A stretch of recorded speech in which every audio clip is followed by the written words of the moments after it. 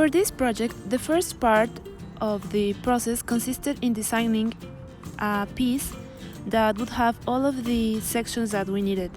We needed grooving parts, we needed to use right and left tools for both finishing and roughing, parting off. Then the dimensions were added as part of the delivery. Then the EdgeCam program was used to generate the sequence that would go in the lathe machine, and each of the operations is defined with the right tools.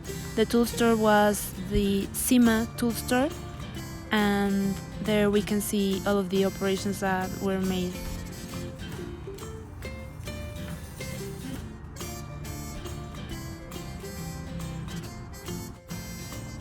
Then we simulated the process just to make sure that it would work correctly with the actual lathe. We went through the facing operation, roughing, then finishing of the whole piece.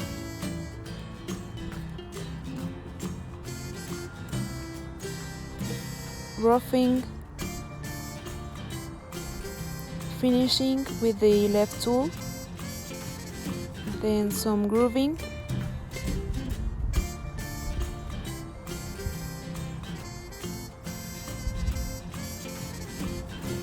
then the V-shaped grooving,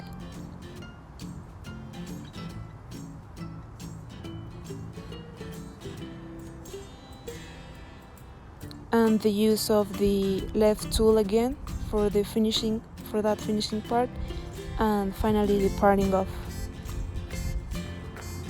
The CNC code would be generated by EdgeCam, and after that some modifications were done due to using a different lathe, modifications on the tool number.